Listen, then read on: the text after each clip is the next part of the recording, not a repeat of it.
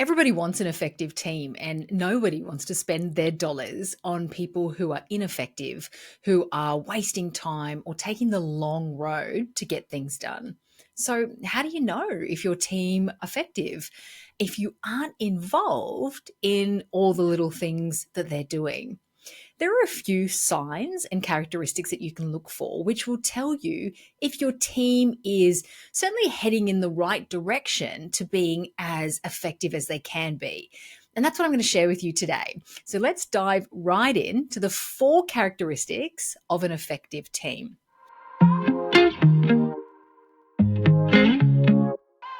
Now, the first one is real responsibilities. And this is when your team holds and takes real responsibility for the job that you're asking them to do.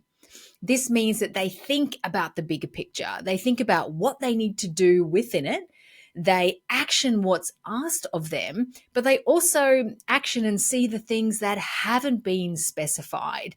They face problems as they arise and they problem solve and they make decisions and they truly share in almost the ownership of the results, of the outcomes for the things that they're doing. Now, examples when team members aren't holding responsibilities is when you feel like you need to do all the thinking. You're the one who thinks, okay, it's Sunday night and I need to list out all the things that need to get done, this week, otherwise they won't get done. Or if something gets missed, you receive excuses as to why it didn't happen and why it's not someone else's fault that it didn't happen. So, team not holding responsibility can also look like you getting peppered with all the little questions, which again feels like you're being asked to do all the thinking instead of them showing some initiative, doing the thinking, solving little problems, or even making suggestions as to what they think the answers to some of those questions should be. So, a good way to pause and reflect, is my team holding real responsibility for their jobs? Is each individual on their team holding real responsibility for their jobs? Is to reflect on when you hop out of a meeting with them, either with an individual person or with the team as a whole. Ask yourself, do you feel energized with awesome, we're on track, this is what's happening, and all this feels possible based on the conversation that you've just had? If that's the case, then it's likely people are taking responsibility. The thinking is being shared. You came together, you had a good discussion, and then you are going off on your way to do the things. But if when you end a call, you're feeling drained, like all you received was roadblocks and questions and things that you hadn't had time to think about, or it didn't seem like anybody else was thinking and people were just putting up objections to you, and you feel energetically drained and frankly like you need a nap, and because you've been forced to do even more thinking and all the responsibilities sitting squarely on your shoulders, then that's the opposite. People are not taking and holding real responsibility for their jobs. Okay, so that's the first one. Team members holding real responsibility. The second characteristic is space. Effective teams work in a spacious way. That means that they're organized, they meet deadlines, and they work in advance of deadlines.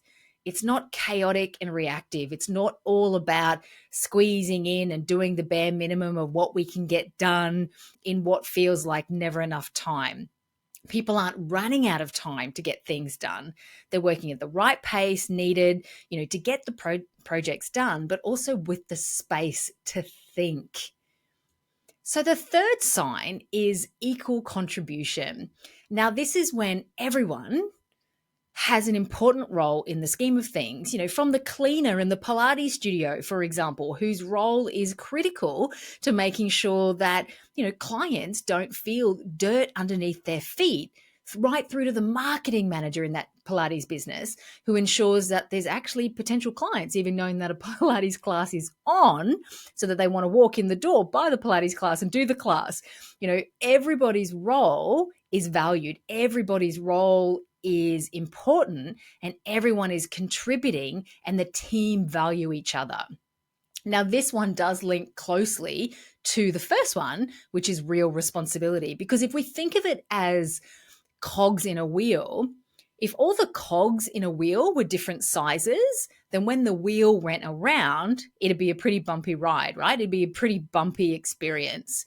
So, similarly, if we're thinking of equal contributions, if there's one cog that was massive, that one person that's doing the majority of the things, then again, one massive cog who did the most and a bunch of small cogs, that wheel going round would be bumpy and it would be less efficient than all the cogs being equal, carrying the load, contributing equally, and again, sharing the outcome of the experience and the results. Now, the fourth sign or the fourth characteristic is an efficient and upbeat vibe. And this is a really interesting one, right? Team members who are contributing, who know their roles, who own their corner, who contribute, who work in a spacious way, they have this vibe about them. And it's a little bit hard to describe, but I'm going to try to. And perhaps the easiest way to talk about it is to talk about what the vibe is not. And so it's not that low energy kind of vibe where people are whinging about how hard things are or what a battle it was to get X, Y, and Z done yesterday. Or it's not where people are constantly offering up excuses about why it was impossible to get X, Y, and Z done yesterday. Also, it's not that sort of environment or vibe where people are sitting back and saying nothing and letting other people do the talking and the thinking and hoping that somebody will just make the decisions and just tell them what to do and make their life easier so they can just not have to think too much and get on and do their jobs and then be able to close their computer and be done for the day. So let's talk about a meeting, for example. Like an efficient and upbeat vibe is where the people coming to the meeting come prepared with their thoughts and their questions, not the small annoying questions, but the big questions that show that they've thought about what they need to do, what's coming up, what their role is in the project that's being discussed, where they've thought about the likely speed bumps that they're going to face, when they need to execute, and they're planning and thinking through all of that in advance. And that's what they're bringing to the meeting. And again, linking into that spaciousness and responsibility characteristics, they're not leaving all the thinking to when it's time to do the job. And they're not like leaving it till then and then hitting a wall and realizing that they can't do, which in turn often leads to a deadline being missed or some sort of reactive or chaotic way of working, when actually it was probably something that everyone should have thought about earlier, including them. And if they held responsibility, it would have been them. So again, thinking of that meeting example, an efficient and upbeat vibe isn't where you as the boss are just doing all the talking and handing out and the tasks and the orders to everybody, because that's not efficient. You could have done that. If that's the way you're running your meetings, you could do that in another way. You could send out the tasks or the allocating on an email or via a project management system before the meeting. If we think of this vibe that's efficient and upbeat, it's because when we come together and you have meetings, it's because they're valuable, they're beneficial to everybody because everybody's time is valued. And all your meetings and communications are structured around what's efficient, what's effective, what's beneficial to everybody. And in turn, everybody feels upbeat about coming along because they know it's valuable to them. So they're the 4 signs or the 4 characteristics which should give you a really good indication of if your team is operating in an efficient way. So I'd love to know how you went and how many of these you can confidently, nod your head at when you think about each individual on your team and you think about your team as a whole. So we talked about real responsibility, so each individual holding real responsibility, the team operating in a spacious way, each person on the team contributing equally, and an upbeat and efficient vibe happening. So there's a good vibe in the team. Now, it's likely that you are unable to tick them all because these sorts of teams don't just automatically get created on their own. And that's okay, because the good news is that in all of this, all of it's within your control. And often it's only small shifts that are needed to totally change the way things feel and the way things are.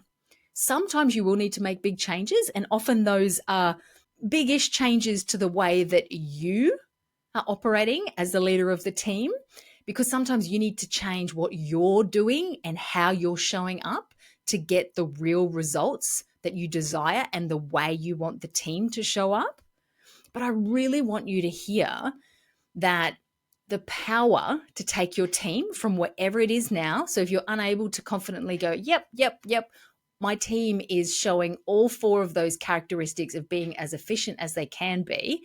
Well, for many of you, I know your team is operating in a way where you're carrying most of the responsibility, where you are the biggest contributor, and where the vibe can feel a little bit, say, sometimes lacking and maybe even draining on you. The power to take your team from wherever it is to where you want them to be, where they're truly efficient, where they're powerful, where they're a force that you're proud of, where you know that the dollars that you're spending are being well spent. It's 100% possible. And it doesn't mean firing everyone and starting again. Like, it's doing more with what you've got, and it's 100% possible. And like, thank goodness for that, right? Because nobody wants to start from scratch. Like, it's just not even an option for most established business owners. So I totally get it. But equally, I want you to hear and know that you don't need to accept the status quo if the status quo doesn't feel as effective as what you know in your heart it can be. So often, to get your team holding real responsibility, for example, you need to have a really good conversation with them about expectations, about what responsibility for their role actually looks like, specifically, and get the clarity and give them the clarity around what decision making and permission they have to run with things, to problem solve, to do the things, and really define for somebody where their role sits, starts, and stops, so that they can actually wrap their arms around with it and run with that responsibility. And to get your team operating with space, so the second characteristic that we talked about, it means you spending a bit of time understanding the time and the space and where it's currently going, and working out, well, is this a true capacity challenge? Or, is there a lack of skill? Are people trying to work it out as they go? Or are we just not planning well enough here in the business? And sometimes this can be a you thing. It may be the way you're operating. Maybe you're operating in a bit of a reactive, last minute, always getting the team to pivot kind of way. Or perhaps it's a them one. It's a them thing. And often it's a little bit of both. And the third characteristics I talked about, which was equal contribution, this really links in heavily with the clarity of responsibility and people really owning and holding that responsibility, and project planning. So by working on the first two, it'll always have a positive knock on to people contributing equally and the vibe that you'll see and feel within the business.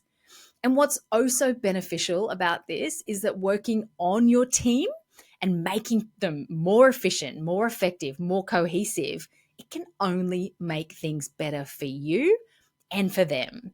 But better for you because you're already spending the money. You're already paying people to do the things. And if you can focus on what you're already doing better without spending any more, the only way is up. And this, dear listeners, is why I've created my brand new group mentoring program. It's to focus on this. It's to focus on doing better with what you're already doing, not doing more, not asking your team to do more, not trying to stretch the dollar further by cracking the whip harder. It's the opposite of that. It's how do we all work out how we can do what we're doing better, so it's more spacious, so it's more effective, so it feels easier, more organized for everybody. So it's not about asking people to do more. It's about doing what you're already doing better. And I think that's what's really exciting about, this new program, Elevate. I'm so excited to share the information with you. It is a brand new group mentoring program. It's called Elevate, as I've said, and the doors officially open this coming Wednesday, the 17th of April. So it's like you're getting a sneaky peek in the back door here. So if you're a little bit interested, then stay and listen for another couple of minutes, and I'm going to tell you a little bit about it. So, Elevate is a group mentoring experience where you get high touch coaching and personalized guidance from me in a group environment, surrounded by and supported by like minded peers with similar sized businesses facing the same challenges as you. So, I've designed it specifically for established business owners who are looking almost for the trifecta of growth, profit, and balance. And they know that, like, working on this team piece, doing more with what you've got, is a key part to this puzzle. So it's a 3-month program. We're going to focus on elevating you, to be the most graceful and powerful leadership version of yourself, on elevating your team through looking at better systems, better structures, and ultimately improving your confidence to be able to communicate well and get the results you want and desire, and their performance, so that they're producing and showing and stepping up and taking real responsibility and, like, being the people you want them to be. And the goal is to get you feeling really confident and really effective with your communication with them, so that you can really easily identify and then iron out the niggles to really just elevate the team as much as you can in the shortest time period possible, so that you can then shift your, focus to growth, to ease, to efficiencies, to whatever it is that's relevant to the next stage of your business, and really just ramping up and looking at these 4 characteristics we've talked about today and going, well, how do I get the team taking real responsibility? Why does it not feel like there are equal contributors here? What's stopping us from operating in a more spacious way? And how do we ensure that there's a vibe within the team without me having to bring the vibe the whole time to team meetings, to everything? So the program's a combination of private coaching and live fortnightly group mentoring calls, where you get to ask, learn, hear, and of course, see the behind the scenes of what's happening in other businesses, which is, so powerful in itself. Plus, of course, we'll have some masterclasses with some relevant guests.